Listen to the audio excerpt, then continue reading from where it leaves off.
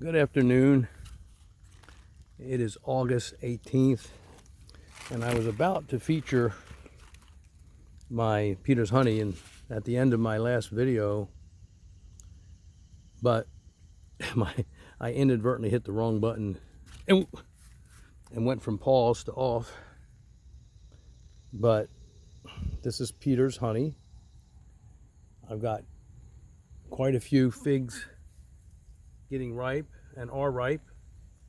I've been eating these figs for 5 or 6 days now at least, and they're delicious, as I've stated before. There's quite a few of them getting ripe and are ripe. I'll pick a few more in a second. And they're an exquisite beautiful fig that I always look forward to the harvest each year. Look at that. Look at these beauties here. Look at that. It rained a little. You see it just opening of the eye, just opening a little, but they're not splitting bad. Beautiful. Oh, I see another. Wow, let me get that one back here. I see a couple of very ripe ones that didn't catch my eye before. Let's take a look at these. I'll open these up. I have to do it one at a time. Let me go down here and Peter's honey. I'll open that too. Get these up there into the sun. Shady down here. That one looks like I'm going to be picking that before I leave here today and bring it in the house. Beautiful. But I'm so happy when my Peter's honey ripen. It's just a wonderful, look at this little tree. It's just a medium-sized tree and heavily laden with fruit everywhere. And all of these fruits, all of them, every one of them, the smaller ones, are all ripen.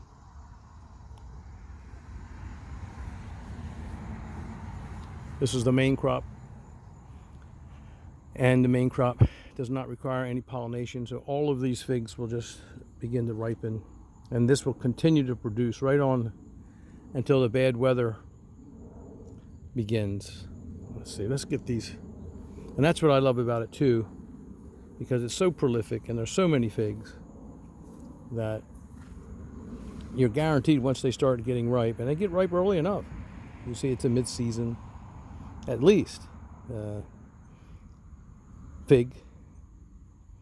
And once they begin to ripen, there's so many to get ripe, and there's so many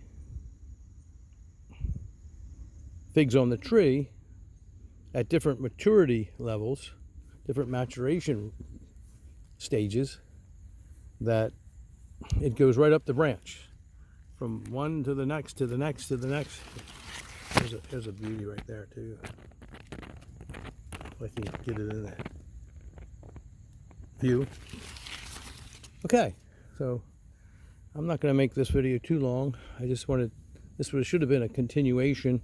Here it might be something worthy of note.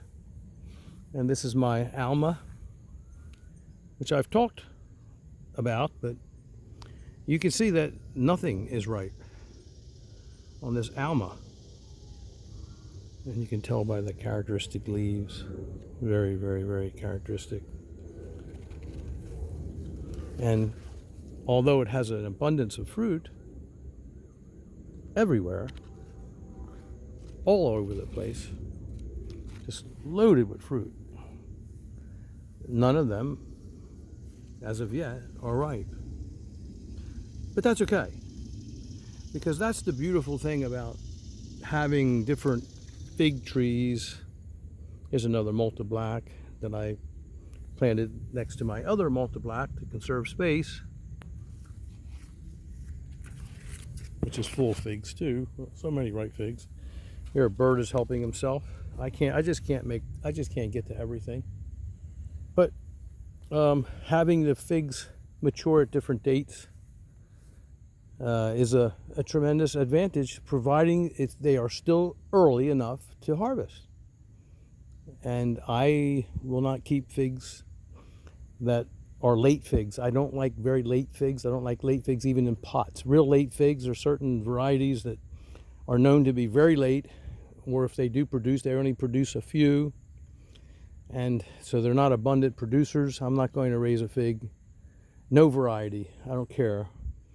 I'm not going to raise or grow a variety that's only going to provide a few fruit a year. I need to have fruit. I need figs, figs, figs, figs, figs. I want figs, figs, figs. That's what I want. You know that. You've heard me over and over again. And I'm trying to pass that point along to you. I know I've mentioned the prima donna figs and the so-called rare figs, but I submit to you, if they're so rare, doesn't that really mean that the French growers and the Italian growers and the Greek growers and other growers in other parts of the world, in Turkey and so on and so forth, and me and other people like it, that we're dumb? We're dumb. We're stupid. Because if it was so good, if it didn't have some drawback that prevented us from piling up, stocking up on them, wouldn't we have them? Wouldn't we all have them? Wouldn't they not be rare? Would they be rare? Really, would they be rare? Some Italian gardener, somebody in Greece, somebody in France, somebody in any of those Mediterranean countries, in Spain, they wouldn't have discovered it and made it widely, distributed it widely because it had all these amazing attributes. Oh, yeah. No. So just be careful when you see these so-called rare figs being offered at excessive prices. I mean, we're talking ridiculous prices. Don't get sucked into that madness. Just step back and use your own brain and your own personality, your own wits, your own intelligence to figure it all out and say, well, maybe it's not worth all that money. Maybe there's a reason. Maybe it cracks. Maybe it splits. Maybe it's this. Maybe, who knows what? Maybe it's too late. Maybe it's not an abundant producer.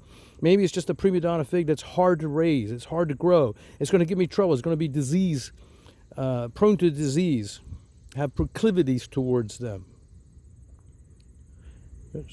I'm sure if they were that great, they would have been widely distributed among the growers all over the world. And that doesn't mean there's an occasional so-called I don't want to use that word. Maybe there's a few figs out there that are being held by some of the best gardeners all around the world, and they haven't really shared too many of them with the general public. There's a few, and if that's the case, fine. Find them. If they are indeed worthwhile, if they are worthy. But for the most part, let me tell you, a fig like this, figs like this, so many other figs that I've shown you, if they're great, they're not rare. If they are great, if they are wonderful, useful workhorse cultivars in a lot of zones, they're not going to be rare. They would have been distributed everywhere long ago. So take my advice on that. Think it over.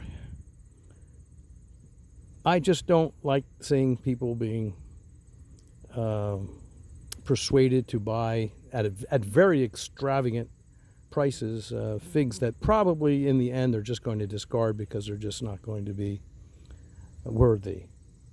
They're not going to be practical. They're not going to be worthwhile. That's all. If ever I can get a point across, I want it to be that. Okay? Well, here's a tree that I've had this come to fruition before, plenty of times actually, and even in another state, and it does get ripe, and it's going to get ripe shortly, and I'll make a video on it when it does. It won't be long, and you can note this date, August 18th, and see when it happens, and they'll all get ripe, because if it didn't, my tractor, I'd be pulling it out of the ground like I did those others that you'll see on my other videos. Okay, well, thank you for visiting. I always appreciate your visits. I enjoy them. It's a beautiful afternoon now. It rained a little last night, just a little. I showed a few other figs today on my other video. That one was cracking the Pond's fig. And I wanted to, I forgot to finish my point on that video about that fig, the one that was cracking, is that the reason why I do keep it for now is that it is a very, very, very early variety. Because the Breba, a few Breba, and a main crop are early, I think it's still worthy of my collection. And if they happen to ripen corresponding with hot, dry weather, hey, they're good. They're good. So we'll get into all those things, all those particulars at another time. But once again, thanks for visiting. Time to go. Good day.